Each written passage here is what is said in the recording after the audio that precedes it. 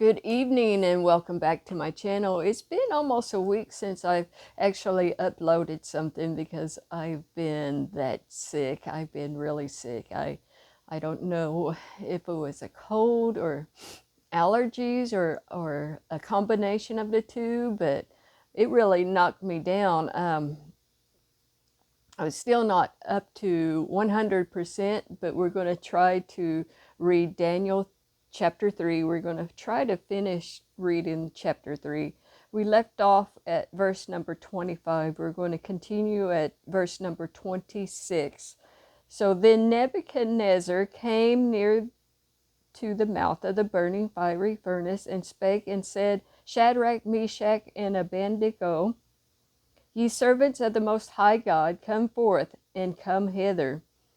Then Shadrach, Meshach, and Abednego came forth of the midst of the fire. And the prince, governors, and the captains, and the king's counselors, being gathered together, saw these men, upon whose body the fire has no power, nor was there an hair of their heads singed, neither were their coats changed, nor the smell of fire had passed on them.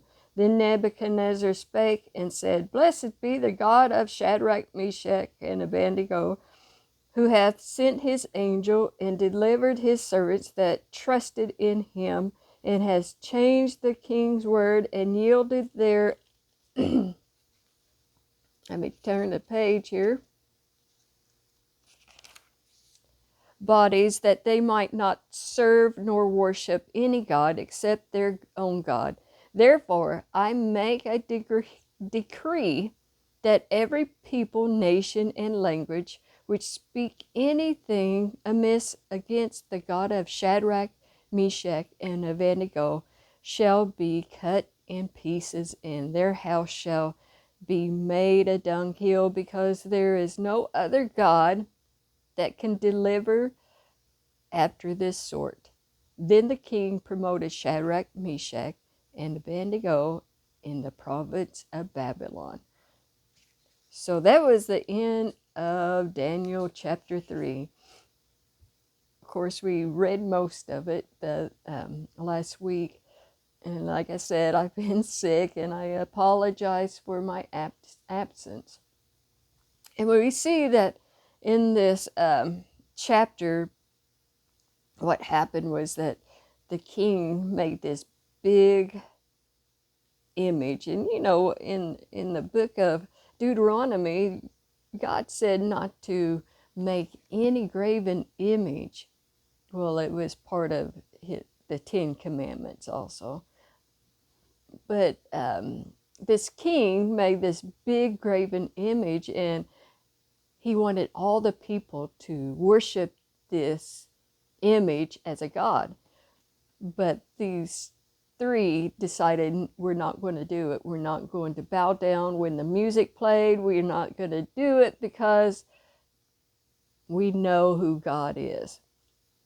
So there is a time coming in the Bible, it says, during the end times, that there will be a time that the beast will put up an image, and that people should worship that image.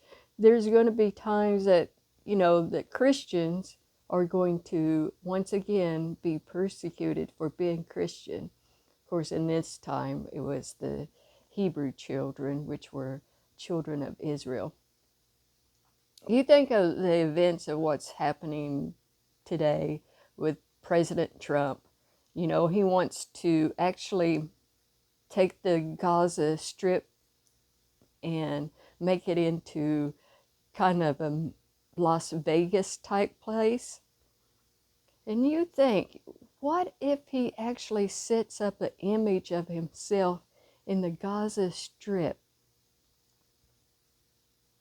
Isn't that kind of scary? Because, you know, if he sets up an image there, or anybody who actually takes over that partial land, but he wants to take it over and make it into like a playground, basically.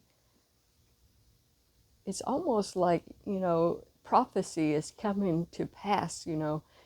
And like I said, I'm not big into prophecy because that isn't my forte. I can't interpret the word of God where, you know, you can, but you can see these things happening, and it's kind of exciting and scary at the same time, because you think, well, God is going to come one day. He will come for the church.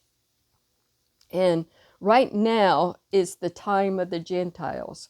You know what a Gentile is? The Gentiles is Christians, because, of course, the Israelites are the Jewish nation. But right now is the time of the Gentiles. But our time is actually ending soon. And that's the time of the end time. I kind of sound like I'm confusing, but yeah, so our time is coming to an end where Jesus is actually going to come and come back for his people. And I don't know if you believe in the rapture.